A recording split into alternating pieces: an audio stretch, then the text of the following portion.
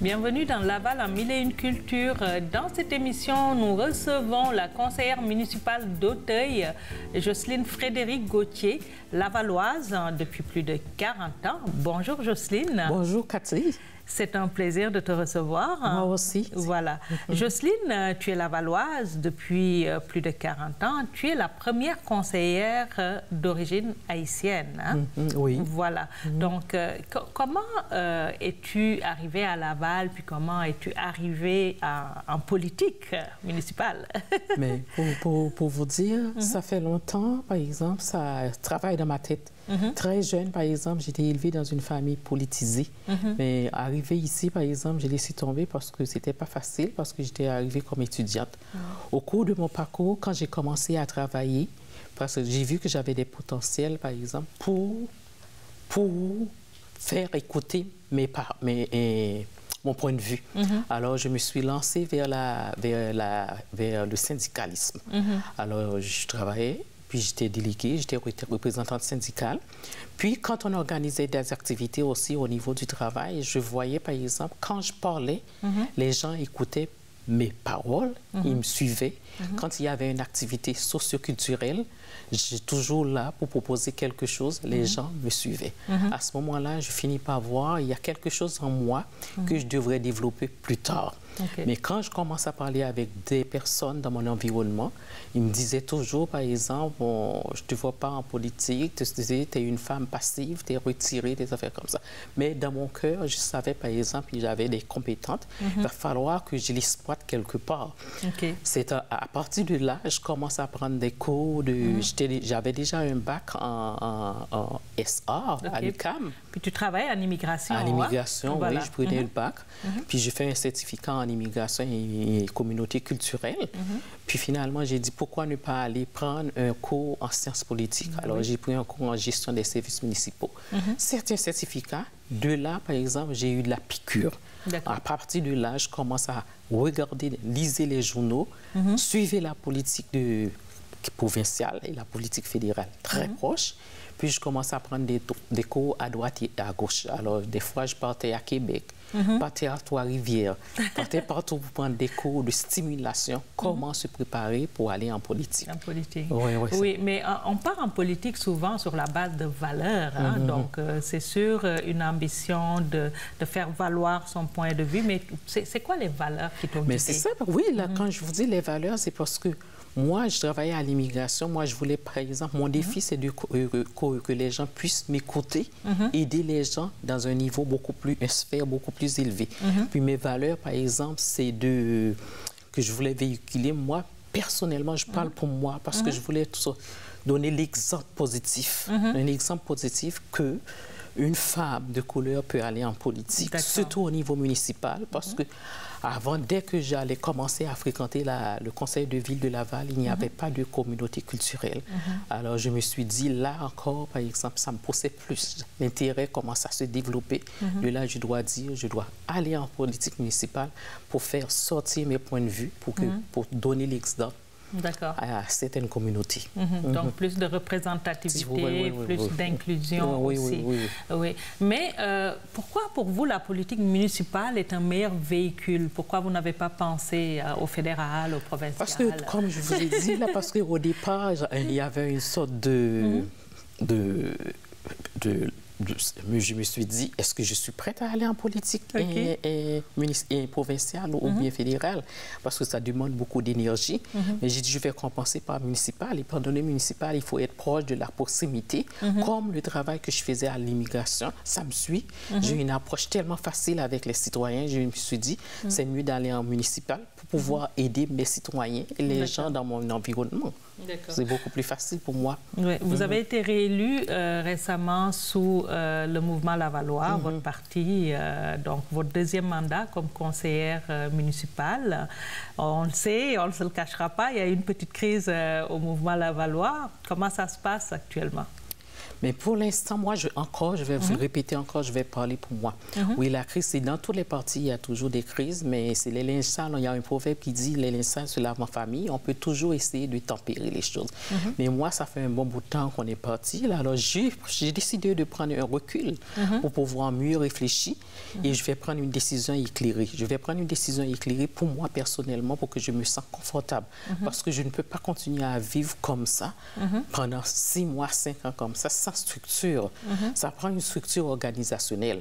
Alors, le mouvement Lavallois, présentement, a comment je pourrais dire, comme le bateau était en train de s'écouler, ça a donné une piqûre, ça les a fait réveiller. Le caucus du ML a préparé une façon de faire. La façon de faire, par exemple, qu'ils préparent pour aider les élus dans leurs environnements, ça vient m'interpeller.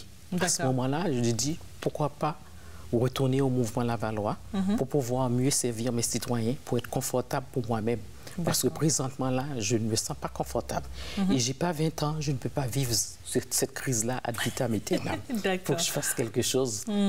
Donc, on retient que vous retournez au mouvement Lavallois. Vous retournez au Bercail, en fait, dans votre équipe. Oui, je vais retourner au Bercail, mais je vais vous dire aussi, je n'avais pas laissé le mouvement Lavallois. Présentement, je parle avec vous, je suis une élue du mouvement Lavallois parce qu'il n'y a pas eu aucune communication, aucun communiqué officiel qui est sorti. Pour vous exclure. Pour nous exclure. On est encore du mouvement Lavallois, on a été en médiation, je m'excuse.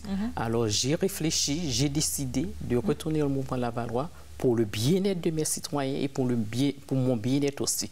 J'étais parti pour le bien-être des citoyens, je suis retourné pour le bien-être des citoyens aussi. Donc, entre deux, vous avez trouvé que vos revendications, ce que vous vouliez en termes de méthodologie de travail, c'est ce que vous expliquez, a été pris en charge. Oui, c'est ça. Voilà. Donc, parlons de vos citoyens, parce que je sais que c'est quelque chose qui vous tient à cœur, vous dites toujours, c'est pour vos citoyens. Les gens du district d'Auteuil, comment ça se passe avec vous depuis les 2 mandats, puis quelles sont les attentes qu'ils vous ont sûrement interpellé, puis quels sont les projets que vous avez pour Auteuil? Mais vous savez, par exemple, au niveau municipal, premièrement, je vais vous répéter, être conseillère ou bien conseiller municipal, on doit être proche de la proximité. Et ça demande beaucoup. Moi, j'ai une façon de faire, par exemple, c'est sûr. Et quand on a pris le pouvoir en 2013, on était des néophytes. Maintenant, on a plus de l'expérience. Parce que là, il y a beaucoup de choses que les citoyens réclament, que les citoyens étaient comme laissés à eux-mêmes.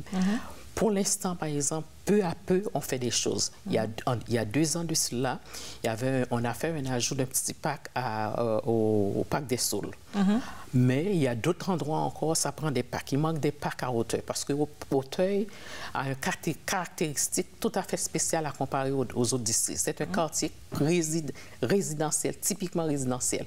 Alors, avec des jeunes familles, des couples avec des familles, des enfants en bas âge, ça prend plus de mobilité active, ça prend plus de sport, ça prend plus de parcs pour que les gens puissent promener avec leurs enfants. Alors moi, ça, pour l'instant, c'est ma préoccupation. Et puis, il y a une autre chose encore. Ça fait longtemps, il y a certaines rues à Auteuil qui ont été repavées depuis 30 ans, 25 ans, 40 ans. Alors moi, je vais viser, par exemple, l'infrastructure routière. C'est très important et demander à la ville de planter plus d'arbres pour que Auteuil soit une ville verte. Donc, un district avec pour éviter les zones de chaleur, exactement. C'est aussi un district qui est rural un peu. C'est un peu le paradoxe. Il y a une partie résidentielle avec les familles, c'est pas mal un gros district, puis il y a aussi des fermes, une zone rurale. Oui. Il y a certaines personnes qui habitent à Auteuil, peut-être ils ne sont pas au courant, c'est un cachet particulier. Il y a des anciennes maisons qui datent de 100 ans, 200 ans. Ils pourraient aller visiter sur le boulevard des Mille-Îles, c'est très beau. Il y a un lac dans le coin aussi, la rivière des Mille-Îles. Ils peuvent aller se promener avec leurs enfants. Puis d'autant plus, il y a Avenue des Perrons. C'est un endroit où il y a beaucoup de fermes. C'est une zone agricole. Si les gens vont là durant l'été, la période estivale, ils peuvent aller acheter des fruits frais qui ne coûtent pas cher et puis ils peuvent amener les enfants cueillir des fraises aussi. c'est très bon pour la santé de manger bio au lieu d'acheter ça dans les épiceries. Puis les organismes, on sait que... Oui, il n'y a pas beaucoup d'organismes à Hauteuil, mais par contre, il y a un organisme qui s'appelle le Relais familial à Hauteuil, un centre communautaire, c'est-à-dire qui s'est situé 6135 sur le boulevard des Laurentides. Ça aide beaucoup les jeunes, les femmes défavorisées, les femmes monoparentales. Il y a une petite garderie qui peuvent aider les personnes, les femmes qui sont mal prises aussi. Puis, ils donnent des paniers alimentaires aussi aux familles. Ils font des activités socio-culturelles. Ils amènent les enfants à la cabane à sucre. Ils font toutes sortes de choses. Et en même temps, le centre communautaire 6200 boulevard des Laurentides, c'est un endroit, c'est un lieu où les parents peuvent inscrire les enfants pour le soccer durant la période estivale, l'hiver, le hockey pour la période hivernale. Et puis, il y a même les adultes peuvent participer aussi. Ils donnent des activités socio-culturelles, la danse, des cours de langue, toutes sortes de choses. C'est tellement bon. Même moi-même, je prenais des cours de danse là aussi. Ah oui. Donc, vous venez danser avec votre conseillère Non, j'ai arrêté maintenant. Là, je vais au gym et arrêter. Voilà. C'est quoi le quotidien d'une conseillère municipale? Vous vous levez le matin, qu'est-ce que vous faites? Oh, ça dépend. Ça prend tout un agenda pour être conseillère municipale. Il faut savoir s'organiser. Il faut savoir s'organiser. Il faut se planifier les affaires. Moi, comme je me parle pour moi encore, sans mon agenda, je ne pourrais pas atteindre tous mes objectifs. Parce que ça arrive des fois, une journée, surtout la fin de semaine, on peut avoir 4 activités. Il faut les faire parce que là aussi, on peut rencontrer nos citoyens. Et comme je vous dis encore, je vais vous le répéter, le travail d'un conseiller municipal, il faut être proche de la proximité. Puis on peut arriver aussi, ça arrive aussi, il y a certaines personnes qui pensent être conseillère municipale, ça... Ce n'est pas un travail exigeant, ça ne demande pas grand-chose. Mais ça demande grand-chose, il faut se réveiller les matins très tôt. Des fois, on part les matins très tôt, on entre chez nous à 11h30, minuit. C'est des grosses journées. C'est un gros engagement au niveau de la population. Oui, c'est... Voilà. Pour finir, Jocelyne, un dernier mot. Avez-vous un dernier message à passer?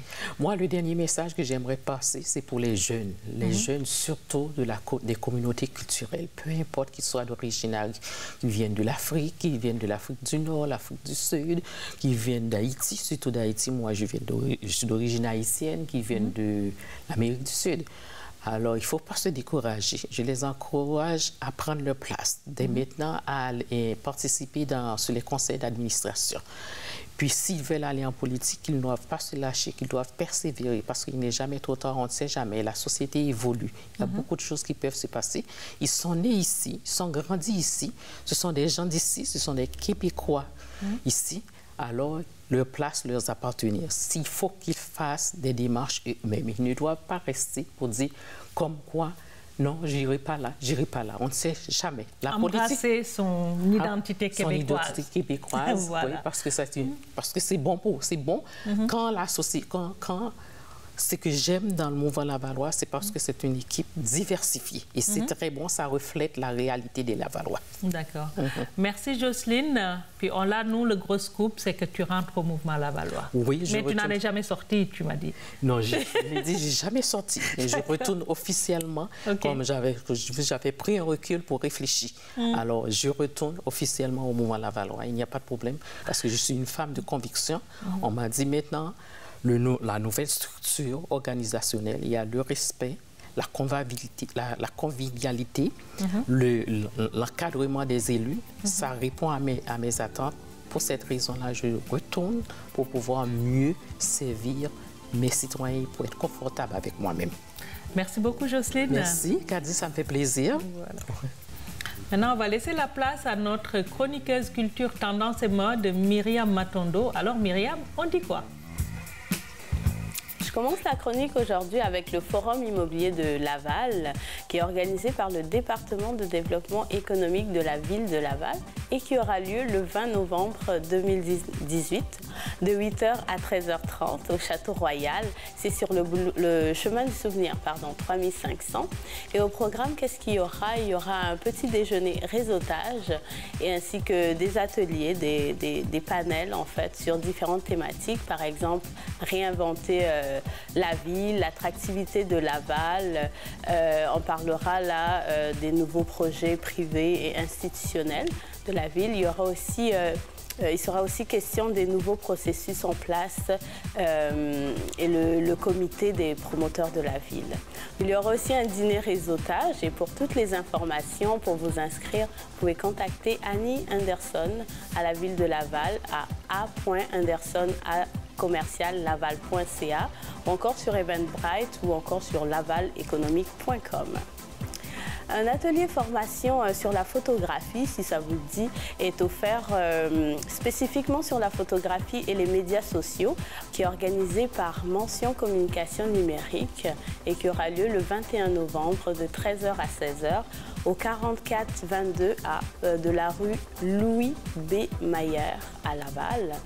Donc si vous voulez réussir toutes vos photos avec votre appareil photo ou même votre téléphone portable, cet atelier s'adresse donc à vous, si vous êtes propriétaire de PME, blogueur, travailleur autonome, entrepreneur, chargé de projet, bref, à tous ceux qui utilisent les médias sociaux à des fins professionnelles et qui accordent de l'importance à leur image. Donc il sera question de techniques de la prise de photos, d'élaboration d'un plan de création de contenu diversifié, de la méthodologie et des bonnes pratiques des plateformes médias sociaux principales. La formation sera suivie d'une période d'atelier afin de mettre en pratique vos nouvelles connaissances. Vous aurez donc à apporter votre appareil photo, votre téléphone portable ou votre tablette. Mention Communication Numérique, c'est une agence qui est spécialisée en création de contenu et en gestion de médias sociaux et qui existe depuis 3 ans. Pour tous les contacts, pour vous inscrire aussi à cet événement, vous devez contacter Marjolaine à commercial lamentioncommunication.com ou encore aller sur eventbrite.ca pour l'achat de vos billets. Je vais vous parler de la journée de formation des bénévoles. Donc ça, c'est une journée qui existe depuis 1977 à Laval et qui se déroule annuellement en novembre. Des professionnels de la ville de Laval et certains collaborateurs y présentent une quinzaine d'ateliers qui traitent entre autres de la communication, du leadership, du recrutement et de l'encadrement des bénévoles, de l'autofinancement, de la gestion financière et de bien d'autres sujets d'actualité. Les ateliers donc sont présentés, s'adressent autant aux bénévoles qu'aux administrateurs des organismes lavallois qui sont reconnus. Et cette journée aura lieu le samedi 24 novembre 2018 au Collège Montmorency. Et l'inscription est requise et elle se fait en ligne sur le site de la ville de Laval.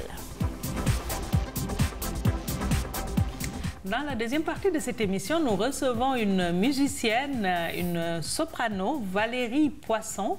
Bonjour Valérie. Bonjour. Valérie, vous êtes née d'une mère musicienne elle-même. Donc, et ce qui m'a retenu dans votre parcours, c'est que vous payez des cours de musique à 14 ans. C'est marqué que vous voulez payer, là. Oui. J'aimerais que vous m'expliquiez. Oui, quand j'étais jeune, en fait, mes parents sont psychologues et ils voulaient m'encourager à bâtir moi-même mes ambitions. Donc, dès que j'avais 14 ans, ils m'ont dit, bon, si tu veux des cours de musique, il va falloir que tu trouves l'argent parce que la musique, ça rapporte pas beaucoup. Okay. Alors, si c'est un passe-temps, eux autres, ils pensaient que c'était un passe-temps. Si c'est un passe-temps, alors trouve-toi l'argent. Alors, j'ai travaillé comme gardienne d'abord. Ensuite, j'ai travaillé dans une pizzeria remplie de fumée. J'ai travaillé comme à l'entretien ménager. J'ai fait toutes sortes de job-in comme ça. Je pense que je passais à porte vendeuse de toutes sortes d'échantillons. D'accord. Donc, j'ai tout fait. Oui. Puis, pourquoi la musique classique? Est-ce que vous avez appris tout de suite la musique classique? Non, au début, j'avais vraiment un coup de cœur pour le populaire.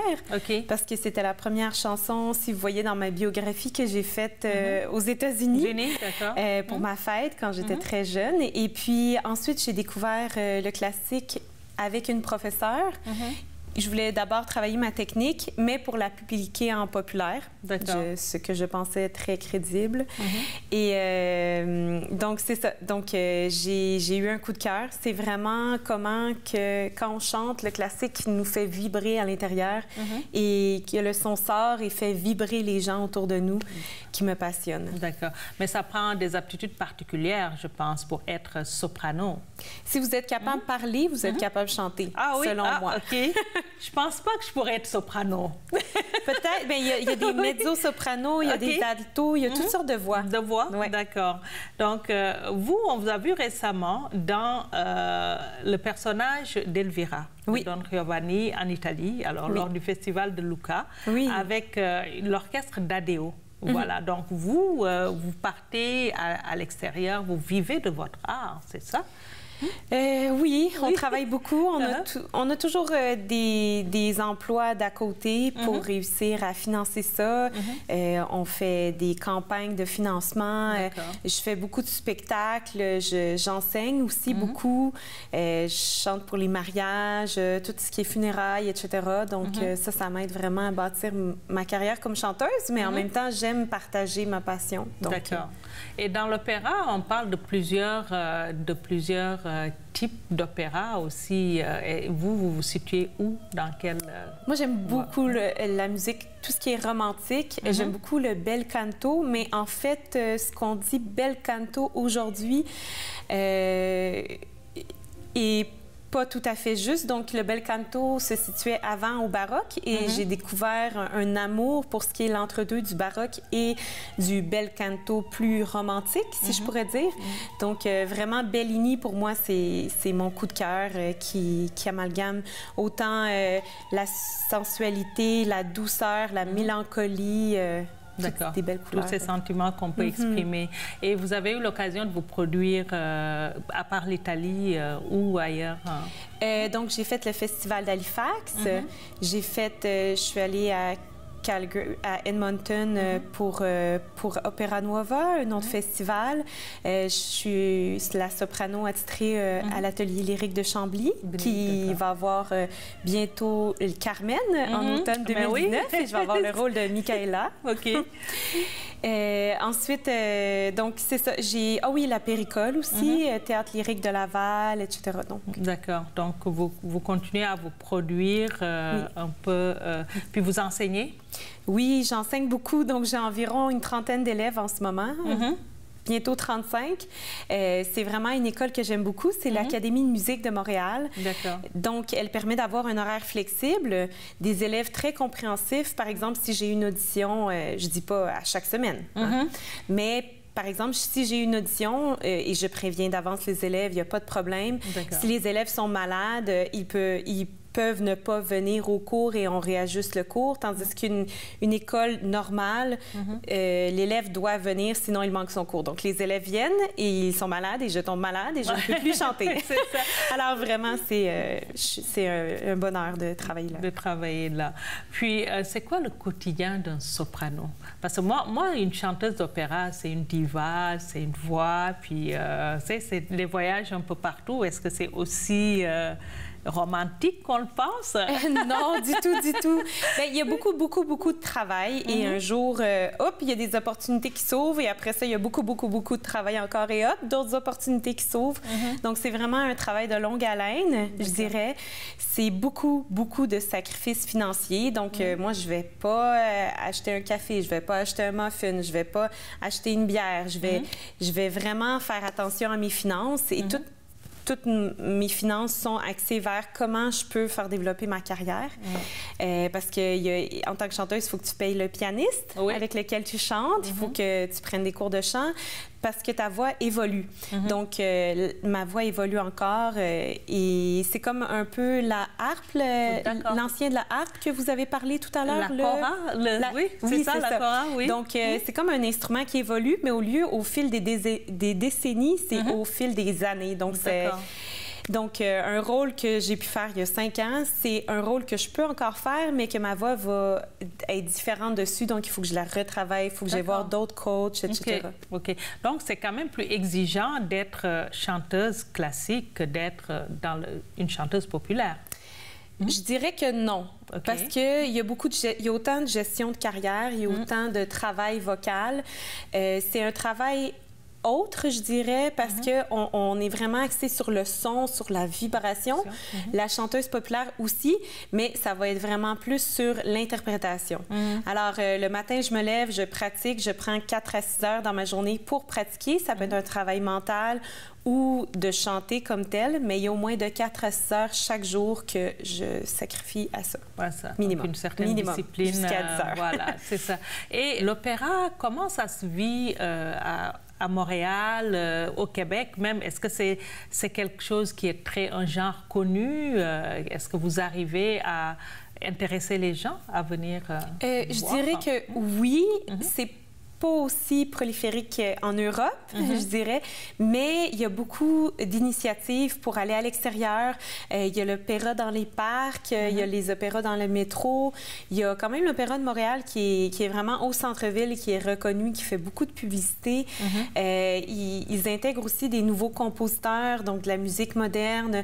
Ils intègrent des artistes de la relève. Donc, il y a des choses, sauf que c'est encore en train de fleurir, je dirais. D'accord, OK. Puis vous, avez-vous des projets à court et à moyen terme?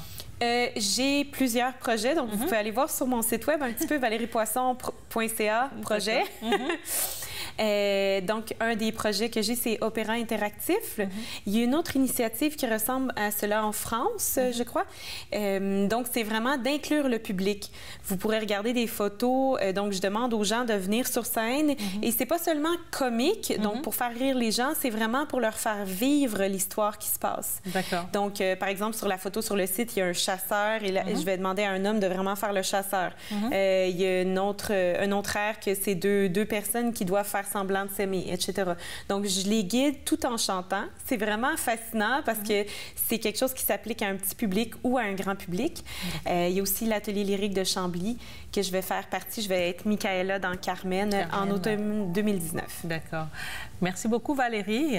Merci à vous. On se quitte sur une de vos interprétations. Merci à vous qui nous suivez, puis on vous dit à la semaine prochaine.